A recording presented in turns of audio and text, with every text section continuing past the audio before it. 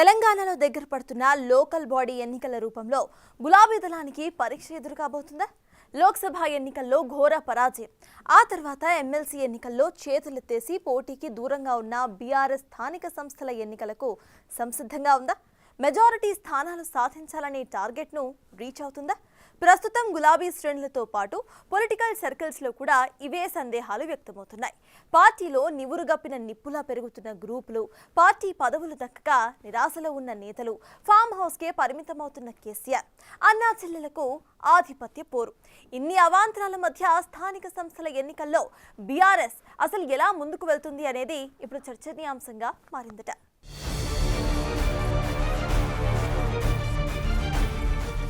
BRS పార్టీకి స్థానిక సంస్థల ఎన్నికలు పెద్ద పరీక్షగా మారబోతున్నాయనే చర్చ స్టార్ట్ అయింది. రాష్ట్రంలో కేసీఆర్ అధికారం కోల్పోయి మాజీ ముఖ్యమంత్రిగా మిగిలిపోయిన తర్వాత జరిగిన లోక్సభ ఎన్నికల్లో ఆయన పార్టీ మరీ దారుణంగా ఖాతా కూడా తెరవలేకపోయింది. 10 ఏళ్లు రాష్ట్రాన్ని పాలించిన గులాబీ పార్టీ సగం ఎంపీ స్థానాల్లో డిపాజిట్లు కూడా గల్లంతయ్యాయి.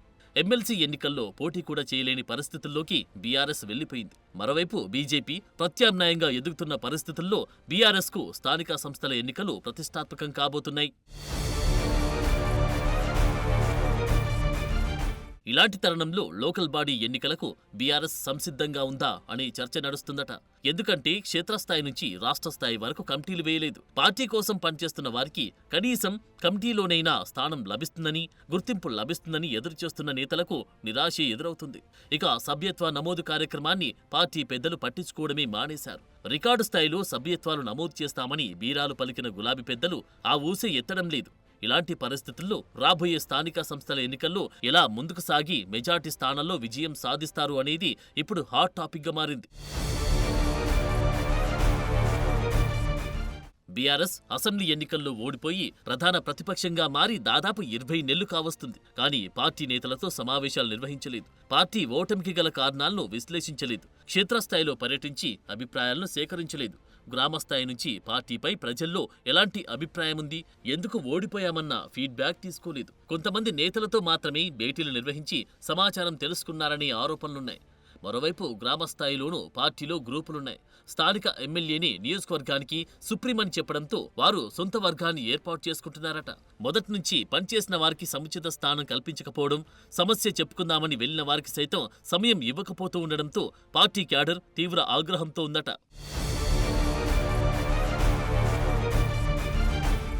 ఆ ఆగ్రహాన్ని అసెంబ్లీ ఎన్నికల్లో చూపారనే ప్రచారం కూడా జరిగింది. అయినా పార్టీ ప్రక్షాళన చేపట్టలేదు. అంతేకాదు ఎమ్మెల్యే వర్గానికి పదవులివ్వడంతో గ్రామస్థాయిలోనే పార్టీపై వ్యతిరేకత పెరిగిందట. మరోవైపు గ్రూపులు సైతం ఉండడంతో ఎలా కలిసి ముందుకు నడుస్తారు, ఏకాభిప్రాయం కుదురుతుందా, లేదా ఒక వర్గానికి టికెట్ ఇస్తే మరో వర్గం సహకరిస్తుందా, లేకపోతే వైరీ వర్గం నేతలు రెబెల్స్గా బరిలోకి దిగుతారా అన్న సందేహాలు వ్యక్తమవుతున్నాయి. ఇది ఇలా ఉంటే పార్టీ కమిటీలు ఏళ్ల తరబడి పెండింగ్లోనే ఉన్నాయి. మోక్షం కలుగుతుందని గ్రామస్థాయి నుంచి నేతలు ఎదురు చూస్తున్నారు. గతంలో గ్రామశాఖ అధ్యక్షుడు నియోజకవర్గ ఇన్ఛార్జ్, జిల్లా అధ్యక్షులను మాత్రమే నియమించింది. పూర్తి స్థాయిలో కమిటీలు వేయలేదు. పార్టీ ఓటమి తర్వాతైనా గ్రామస్థాయి నుంచి పార్టీ కమిటీలు, అనుబంధ కమిటీలు వేస్తారని, పార్టీలో మొదటి నుంచి పనిచేస్తున్న వారికి అవకాశం కల్పిస్తారని, సీనియర్లకు నియోజకవర్గ, జిల్లా కమిటీలో చోటు దక్కుతుందని, జిల్లా స్థాయిలో పనిచేసే వారికి రాష్ట్ర కమిటీలో చోటు దక్కుతుందని భావించారు. కానీ ఇప్పటివరకు అధిష్టానం పార్టీ పటిష్టతకు ఎలాంటి చర్యలు చేపట్టలేదు.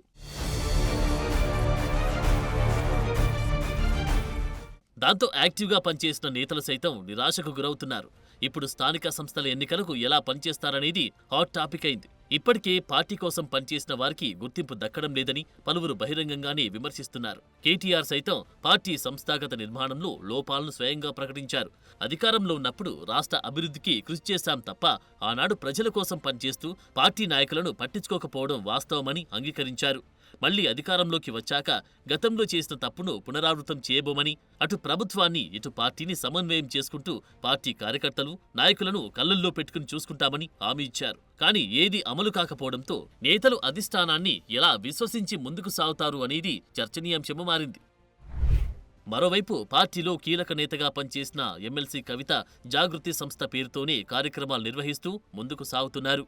పార్టీలో ఉన్నాను అని పేర్కొంటున్నప్పటికీ గులాబీ పార్టీ పేరుతో సమావేశాలు నిర్వహించడం లేదు. అంతేకాదు ఆమె కార్యక్రమాలకు గులాబీ నేతలంతా దూరంగా ఉంటున్నారనేది ఆమె చేపడుతున్న ప్రోగ్రాంలతోనే స్పష్టమవుతుంది. ఆ క్రమంలో స్థానిక సంస్థల్లో ఆమె ఎలా ముందుకు సాగుతారన్నది ఇప్పుడు హాట్ టాపిక్ అయింది. ఆమె నిర్వహిస్తున్న కార్యక్రమాలు కాంగ్రెస్ ప్రభుత్వానికి సపోర్ట్ చేసే విధంగా ఉన్నాయని ఇప్పటికే గులాబీ నేతలు అభిప్రాయపడుతున్నారు. ఇది బీఆర్ఎస్ పార్టీకి డ్యామేజ్ చేస్తుందని పలువురు పేర్కొంటున్నారు. స్థానిక సంస్థల ఎన్నికల్లోనూ అది బీఆర్ఎస్ పై ఎఫెక్ట్ పడుతుందనే అభిప్రాయం వ్యక్తమవుతుందట. ఈ అన్ని పరిణామాలు బీఆర్ఎస్ పార్టీకి పరీక్షగా మారాయి. అయితే స్థానిక ఎన్నికలకు క్యాడర్ను సన్నద్ధం చేసుకునేందుకు బీఆర్ఎస్ నాయకత్వం ఆలస్యంగా అయినా నడుం బిగించింది. మండలాల వారీగా పార్టీ ముఖ్య కార్యకర్తల విస్తృత స్థాయి సమావేశాలు నిర్వహిస్తుంది.